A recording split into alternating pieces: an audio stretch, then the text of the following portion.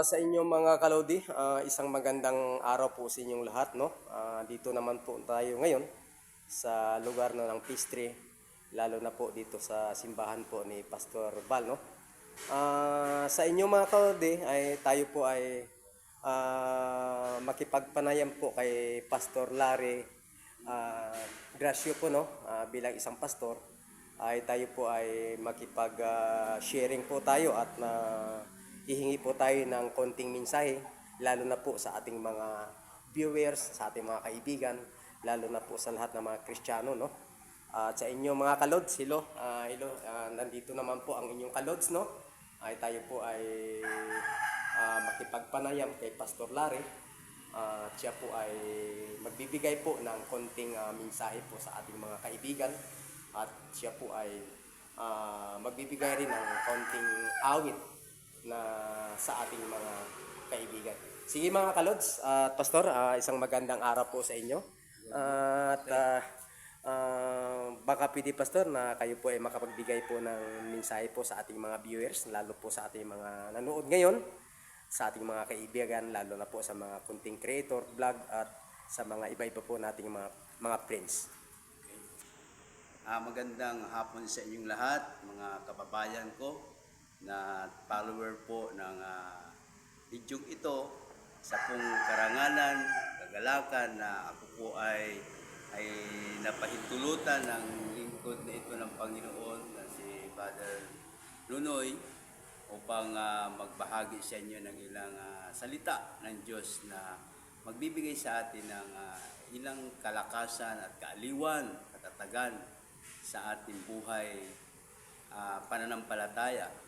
Mayroon pong akong naalala na salita ng Diyos na pwede ko pong encourage po sa inyo. Yung sinasabi ni David sa Psalms 37 verse 4. Nagsabi ron, hanapin mo ang kaligayahan sa Diyos at ibibigay niya ang nasa ng iyong puso.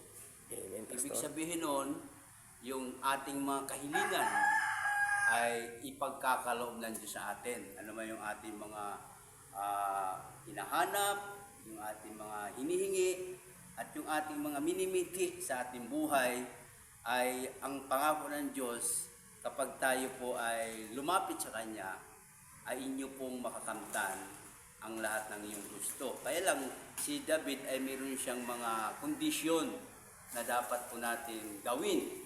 Una, nakalagay doon na kailangan mo hanapin muna ang kanyang kaligayahan. Ano ba yung kaligayahan na dapat mayroon tayo sa Diyos? Ang kaligayahan dapat natin ay hindi po mga material na bagay, hindi po yung pansarili nating kaligayahan, kundi yung kaligayahan na nasa Diyos.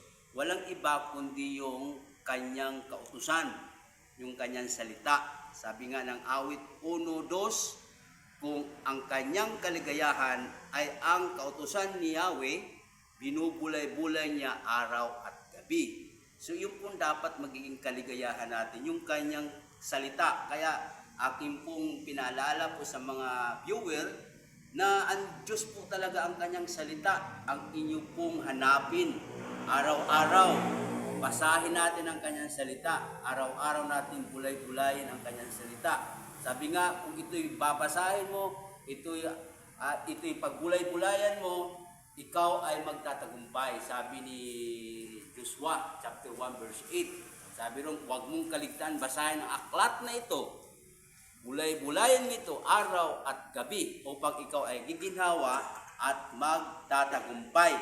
So, ibig sabihin nun, yung mga kahilingan mo sa Panginoon, yung mga pangarap mo sa Panginoon, yung matagal mo nang kinakatok sa Panginoon, kapag tayo po ay sumunod sa kanyang kautusan, 100% po, ang Diyos po ay mapagbigay, ang Diyos po ay hindi po nangangako na napapako, kanya pong tutuparin yun.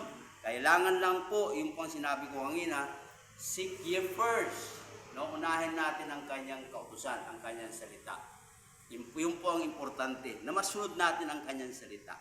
Kaya I believe po na nawa nakatulong po sa inyo ang paalaala po ng salita ng Diyos ngayong araw na ito. Sabi yung hanapin mo ang kaligayahan sa Diyos at ang iyong pangarap, iyong makakamtan. Yan, God bless po. At bago ko po tuluyan matapos po itong sasabihin ko, ahandugan po kayo ng isang awitin. Amen, Pastor. Maraming salamat po sa inyong mga kalode.